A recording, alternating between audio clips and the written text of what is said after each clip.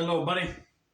Welcome back to the Tin Man Score channel. I'm your host, Jeffrey Tin Man Taylor, and today I'm finishing off where I left off yesterday on my Midnight Terrors videos. And this one's 4 Creepy True Alone at Night horror stories. So without further ado, I'm going to turn these lights off, move the camera up here for you guys, and let's get this reaction on the road in the bag, shall we? Okay, here we go.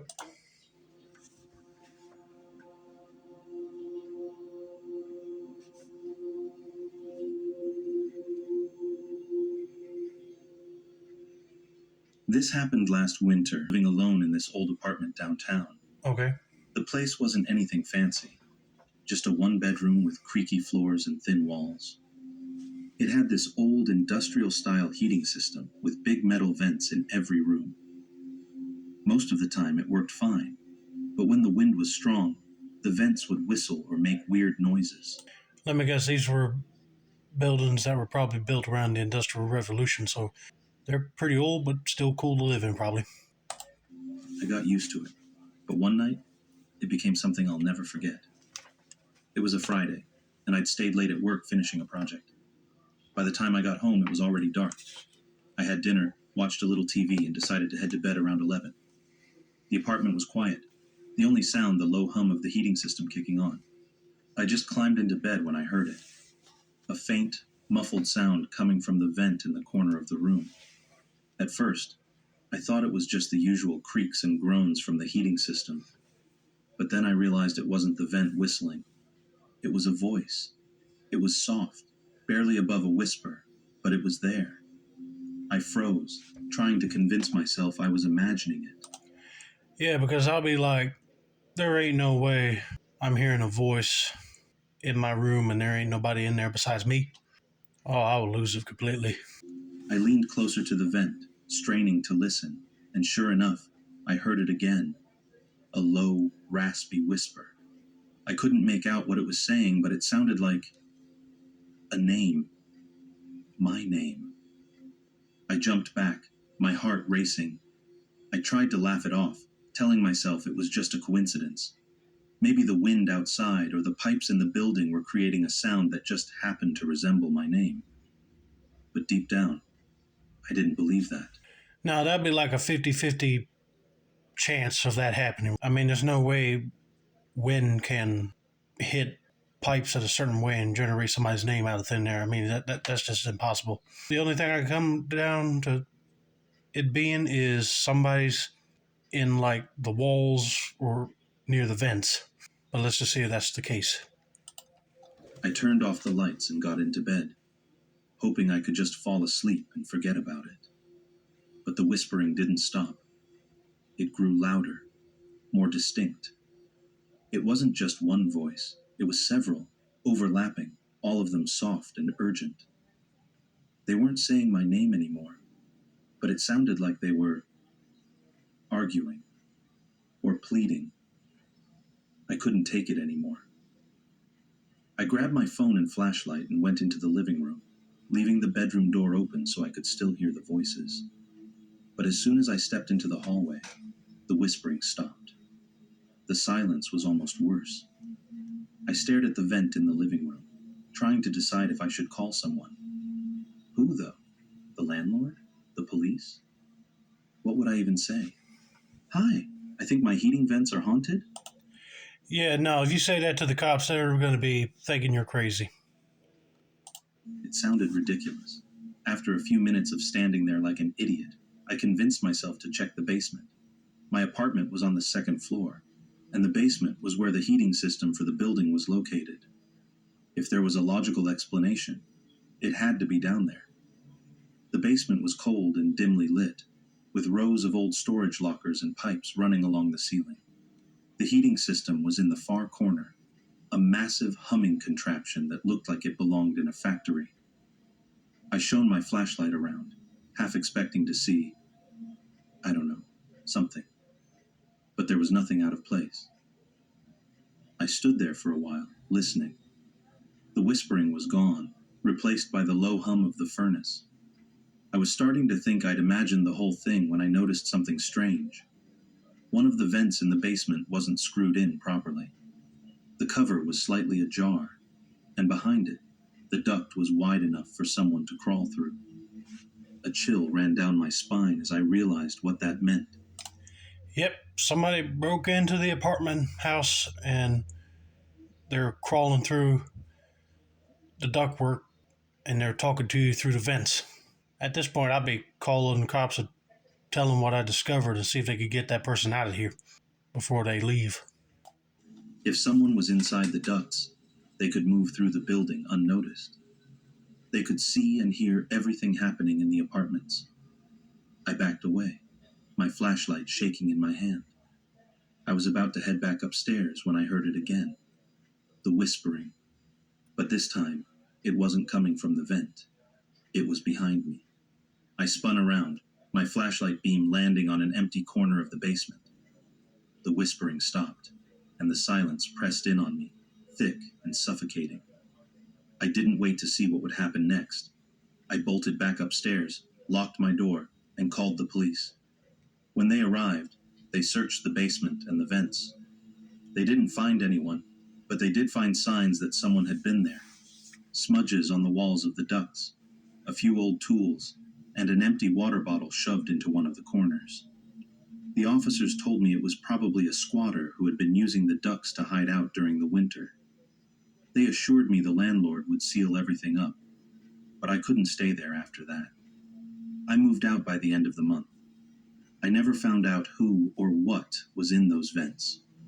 Sometimes I wonder if it really was just a squatter, or if there was something else in that building, something that knew my name. Either way, I've never been able to sleep in total silence since. I always keep a fan or some background noise on, just to drown out the whispers. Yep, I knew it. It had to be a squatter using the ductwork to stay warm, like the cop said. But I wouldn't blame this person. I'll be packing my stuff and getting out of there quick because I don't want that person finding a way into my apartment and stealing stuff, or worse, kill me. So no, she did the right thing in packing up and leaving.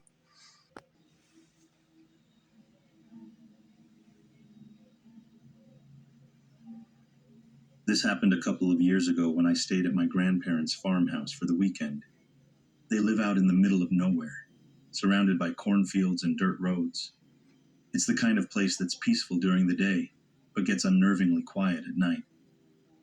I'd stayed there plenty of times before, but this one stuck with me. It was late October, and my grandparents had gone to visit some family in another state, so I volunteered to house sit. The farmhouse wasn't anything fancy, just a small old house with creaky floors and thin walls. They didn't have Wi-Fi, so I downloaded a bunch of shows to watch on my laptop to keep myself entertained. The first night was fine. I made myself dinner, watched a couple of episodes, and went to bed early. I slept like a rock, even with the usual groans of the house settling in the wind. To be honest with you guys, if the place don't have no Wi-Fi, I'll be a little bit paranoid because I gotta have Wi-Fi for not only for my phone, but if I brought a laptop with me, just to look up YouTube videos like I'm watching now. But hey, living in a nice old farmhouse, I mean, I'll go there to spend a weekend or a whole week there. But anyway, let's continue. But on the second night, I noticed something strange. Around 9 p.m., I was sitting in the living room when I realized how unusually quiet it was outside. Normally, you'd hear crickets, the occasional rustle of the corn, or a coyote howling in the distance. But that night, there was nothing. It was like the entire world had gone on mute. At first, I brushed it off. Maybe the wind had scared the animals into hiding, or maybe I was just overthinking it. But then I saw it. The faint outline of a figure standing at the edge of the cornfield. The farmhouse has a big front window that looks out onto the yard and the fields beyond. It was dark, but the moonlight was bright enough to illuminate the figure. They were tall, standing completely still, facing the house. I couldn't make out any features, just the outline of someone standing there, halfway hidden by the corn. My stomach dropped. I told myself it was probably just a scarecrow. I'd seen my grandpa put one up a few weeks before. But deep down, I knew that wasn't it. The scarecrow was farther to the left, closer to the barn. This was someone else. I turned off the lights in the living room and crouched down by the window. You know, at first I was just thinking it was probably a scarecrow moving on its post. But then if it's not the scarecrow, I bet you somebody's just wandered onto the farm. I would do what he's doing, turn off the lights so you can conceal yourself better in the house. Trying to get a better look. The figure didn't move. They just stood there, staring. I grabbed my phone and tried to call my grandparents, but of course there was no signal out there. For a few minutes, I just sat there, staring at the figure and trying to decide what to do. Part of me wanted to lock all the doors and hide in the bedroom, but another part of me wanted to confront whoever it was. I grabbed the flashlight my grandpa kept by the door and stepped outside onto the porch. The cold night air hit me like a slap, and I could hear my heart pounding in my ears. I shined the flashlight toward the figure, but the beam didn't reach far enough to illuminate them clearly. I called out, "Hello, who's there?" No response. I called out again, my voice cracking, but the figure didn't move. They just stood there, unnervingly still. They're doing some sort of scare tactic on you. I wouldn't say, "Hello, who's there?" I'd be like, "Whoever's out there, you better identify yourself now, or I'm getting law enforcement out here." Then see what happens. I stepped back inside, locking the door behind me, and decided to wait it out. Maybe it was just some weirdo passing through, and they'd leave on their own. But they didn't. Hours passed, and every time I checked the window, the figure was still there. They hadn't moved an inch. Around midnight, I heard something new, a faint tapping sound coming from the back door. My blood ran cold. I crept to the kitchen and peeked through the window above the sink, but there was no one there. The tapping continued, soft and deliberate, like someone was testing the lock. I grabbed a knife from the counter and backed into the living room, trying to stay quiet. That's when I realized the figure in the cornfield was gone. My heart sank. I checked all the windows, but there was no sign of them. The tapping had stopped, but now the silence felt suffocating. I spent the rest of the night sitting on the couch, clutching the knife and staring at the front window, waiting for something, anything to happen. When the sun finally came up, I cautiously stepped outside. The yard was empty, and the cornfield looked as it always did, swaying gently in the morning breeze. But when I walked around to the back door, I saw something that made my skin crawl. On the dusty glass of the back door, there was a single handprint. It was smudged and too large to be mine, the fingers long and thin. I left that day and didn't go back until my grandparents returned. I never told them what happened because I didn't want to scare them. But to this day, I can't look at a cornfield without feeling like someone's watching me from the shadows. It was probably a crazy homeless person. I don't blame him for not going back there ever again, but you should have told your grandparents anyway. You can set up trail cameras around the area.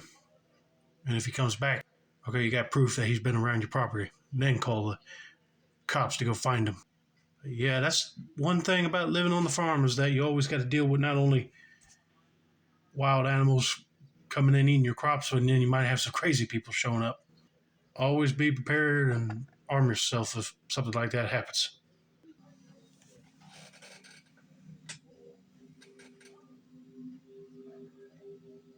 This happened a few years ago when I was renting this old house by myself. I didn't plan on living alone. It just sort of worked out that way. My roommate bailed last minute, and I couldn't afford anything nicer. So I ended up in this creaky, drafty house on the outskirts of town. I would not rent no spooky-looking old house like that, because you never know if somebody died on the property and it might be haunting it still. And then you get all jumpy with all the creaks and noises. It wasn't terrible or anything, but it definitely had that seen better days vibe. The kind of place with warped wooden floors and doors that didn't quite close right. The weirdest thing about the house, though, was the door at the end of the hall. It was one of those doors that felt out of place. It didn't match the others. It was painted a slightly different color, and the doorknob was old and tarnished. The landlord told me it led to a storage space under the house and that it was always locked, so I didn't think much of it. But it had this heavy feeling to it, like it didn't want to be ignored. Anyway, one night, I got home late from work. It was a cold, rainy night, and I was exhausted. I microwaved some leftovers, watched a little TV, and went to bed. Everything was fine until I woke up around 2 a.m. At first, I didn't know why I'd woken up. The house was silent, except for the rain tapping against the windows. But then I heard it, a faint creaking sound, like someone walking across the wooden floor. I froze, listening. It wasn't loud, but it was steady, moving slowly down the hallway outside my room. And that's the thing with an old creaky house and you're staying in it, you can hear somebody walking easily instead of a floor that was carpeted. Oh, Lord, you probably got a squatter in there. That person needs to be prepared to pack up and just go. I told myself it was nothing, probably the house settling or the wind. But then I heard it again, closer this time. My heart started pounding as I realized it was coming from the direction of that weird door. I grabbed my phone and turned on the flashlight. I didn't want to leave my bed, but I couldn't just sit there. Slowly, I crept to my bedroom door and cracked it open, shining the light down the hallway. The door at the end of the hall was still closed, but the air felt different, heavier. I stood there for a few seconds, trying to decide if I should check it out or just lock my bedroom door and pretend I hadn't heard anything. That's when I heard the noise again, a soft scraping, like something dragging across the floor. It came from behind the door. My stomach dropped. The landlord had told me that door was always locked, but now it sounded like someone, or something, was in there. "Hello," I called out, my voice trembling. No response, just silence. I backed into my room and grabbed the heaviest thing I could find, a baseball bat I kept under my bed. I tried to convince myself it was all in my head, that I was just freaking myself out, but I couldn't ignore the sound I'd heard. Gathering what little courage I had, I walked down the hall. The floor creaked under my feet, and every step felt like a mistake. First of all, when you yell, hello, right there, you just gave away your position. And whoever's in the house with you knows that you're there now, and they're going to probably try to hide when you're walking looking for them. When I reached the door, I hesitated. The knob was old and rusty, and I could see faint scratches around it, like someone had tried to force it open. I gripped the knob and turned it, expecting it to be locked, but it wasn't. The door swung open with a low groan. The space beyond was pitch black. My flashlight barely cut through the darkness, revealing a steep set of stairs leading down to what looked like a small, unfinished basement. The air smelled damp and stale, and the walls were lined with what I assumed were old shelves. I didn't want to go any further, but I had to know what had made that sound. I took a few steps down, shining the light around the room. At first, I didn't see anything unusual, just some dusty boxes and old furniture. But then my light caught something on the floor, a trail of muddy footprints. They were small, like a child's, and they led from the base of the stairs to a corner of the room. I followed the trail with my flashlight, my heart pounding in my chest. In the corner, there was a small wooden chair, and sitting on that chair was a doll. It was one of those old porcelain dolls with cracked skin and faded clothes. Its head was tilted to the side, and one of its glass eyes was missing. The footprints stopped right in front of it. I didn't wait to find out anything else. I backed up the stairs, shut the door, and locked it. I didn't sleep the rest of the night. The next morning, I called the landlord and demanded an explanation. He seemed surprised when I told him about the unlocked door in the basement. He said there wasn't supposed to be a basement under the house. The storage area, he claimed, was just a small crawl space. I moved out 2 weeks later. To this day, I don't know who or what was in that basement, but sometimes I still wake up in the middle of the night, expecting to hear those footsteps again. I mean, when landlord buys a house to rent out, they should have known that that house had a basement in it. But yeah, that would be creepy if you go downstairs and find like a doll with like a cracked glass eye or any other object that's so weird and misplaced. But yeah, I believe somebody was actually hiding down there, but they got out by the time he went down there in the basement to look. But I'd be doing like he was doing, packing my stuff up and getting out of there because I don't want to stay another night if I keep hearing creaky noises in the middle of the night, thinking it sounds like footsteps. Now, like you said, it had old boards and the floors were kind of twisted and whatnot. So the house might shift one way and then it starts creaking to make it sound like somebody's in there. I can see that happening. But then again, you never know. A strange person might be lurking around.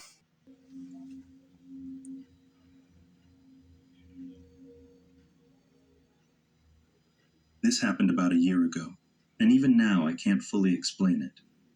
I try not to think about it too much because when I do, it gives me the creeps. At the time, I was living in a small duplex on a quiet street. It was a decent setup. Nothing fancy, but it was cheap, and I had it all to myself. Across the street was an empty house. It had been for sale for months, so it just sat there, dark and lifeless, with a for sale sign out front. One Friday night, I was home alone. It had been a long week, and I just wanted to relax.